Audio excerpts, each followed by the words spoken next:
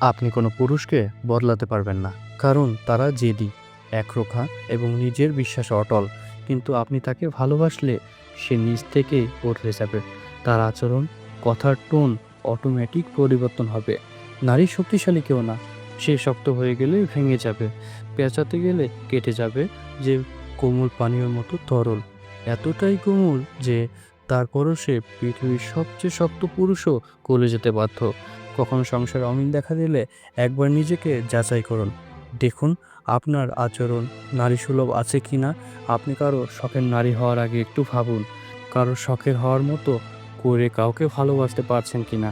তালাক হয়ে যাবে, সবাই উপস্থিত, শালির চলছে, তারও কোনো স্ত্রী নারী হয়ে উঠলে কোমল স্পর্শ, কোমল সুরে একবার পুরুষ চাইলে স্বামীর পাহাড় সম রাগ নিমিষেই বড় শীতল পানি হয়ে যায়। এটাই দাম্পত্যের রসায়ন। স্বামী বা স্ত্রী ছাড়া পৃথিবীর কেউ এর মূল্য কারণ বোঝে না। যে সেজন্য বলি, সমস্যা হলে মায়ের কাছে ফোন নয়, আপনার পুরুষকে বোঝুন। সে বাইরে থাকে, টাকা ইনকাম করে, বহু রকম লোকজনের সাথে তার উঠা বসা, লেনদেন, কোনো কারণে তার মেজাজ বিক্ষত হতেই পারে। নারীর কাজ যথেষ্ট কঠিনই হোক, সে সমাজে ফেস করে না, ফলে নিজেকে সংযত নিয়ন্ত্রিত রাখা তার পক্ষে সম্ভব। তাই আপনার পুরুষ বাহিরে থেকে এলে তার যত্ন নিন। চেহারা ফ্যাকাশে দেখালে তখনই কি হয়েছে জিজ্ঞাসা না করে তাকে পানি দিন।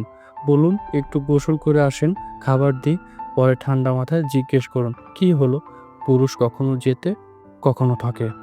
তার জেতাটা যেমন সকল এনজয় করে, তার ঠকাটাও মেনে নিন। সে কোথাও লস করেছে মানে তাকে বকাঝকা করবেন এমন নয়। হেরে যাওয়ার অনুভবও তার আছে, বরং সাপোর্ট দিন, সহজ করুন, সময় বুঝে পরামর্শ দিন। এই যে মেজাজ এই যে মেজাজ করার ব্যাপার, এটা নারীদের আছে।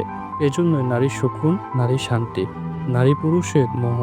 যে নারী কণ্ঠ পুরুষের চেয়ে উঁচু, চলাফেরা অতি আধুনিক, পুরুষত্বিক, সে নারী ময়ূর থেকে কাক হতে চায়, নিজের মোহনীয় সৌন্দর্য ছেড়ে বিট খুঁটে হতে চায়। এমন নারী যত সুন্দরী হোক না কেন, তার সংসার হয় না, হলেও মরচে ধরে যায়, বাচ্চা কাচ্চা বা সামাজিকতার জন্য কোনোভাবে টিকে থাকে।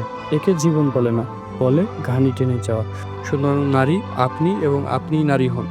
কোমল হন, শান্ত হন, নরম হন, সুকুন হন। দেখবেন পাথরের মতো পুরুষও আপনার ফোঁটা ফোঁটা ভালোবাসার সামনে নিজেকে বিলিয়ে দিতে বাধ্য হবে।